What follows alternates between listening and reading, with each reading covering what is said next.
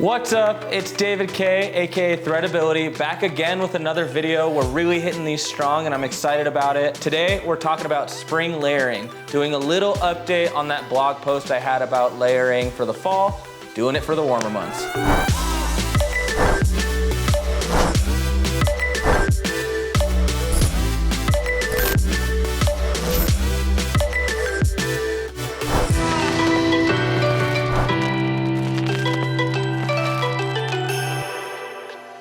So if you caught my layering blog post back in fall, we went through 3 guidelines for it.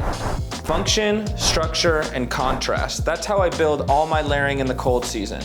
But as we head to spring, now we're dealing with that weird transition of it's cold in the mornings and by the end of the afternoon, you're trying to peel those layers off. So I figured we'd go through a little update today. So guideline number 1 is function. And really what I'm talking about here is, are you wearing the right garments to keep you warm in the morning and then the right layers to keep you cool in the afternoon? A couple of suggestions I have for this time of year are lighter jackets. So we're talking some lighter bombers. This is a nice cotton material that's gonna keep you light. And I've got some other kind of windbreaker material bombers as well.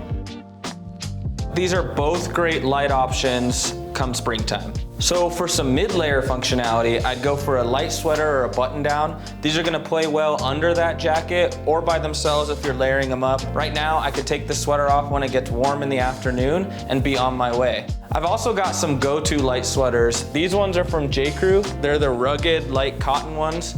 I wear these all the time in the spring because they're a good mid-layer. They keep me warm enough, but they're also breathable. Perfect for this time of year. All right, guideline number 2, and it's probably one of my favorite ones to play with, but that's structure.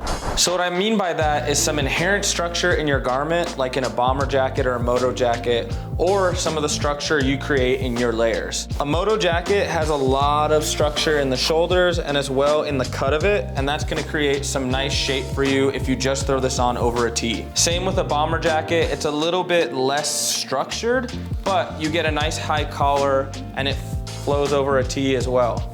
The second part of structure is all in how you wear your clothes. So for this one, I chose to layer these 2 different lengths. I've got a shorter sweater over a longer button down, but I'm creating a nice cut and shape that gives your eye something to look at. Guideline number 3 is contrast. We're still playing with that going into spring. We're just doing it more with color and pattern as opposed to those textures of those heavy materials from the fall and the winter. So today, I've got some yellow layered over some blue.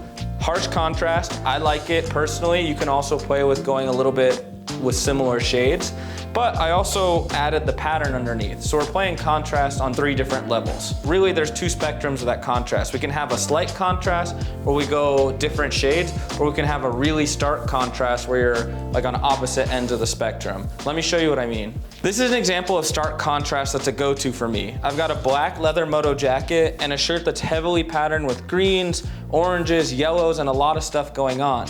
But it's something that I experimented with and worked for me. And my biggest tip to you on this is just play with some of the pieces in your closet. You'll find combinations that work and create that nice, harsh contrast. You could also play the other side where we go subtle contrast, and that means that we're staying in the same color family. So I've got some pinks and some reds, and layered together, you're still gonna get a nice difference, but we're playing in the same color family.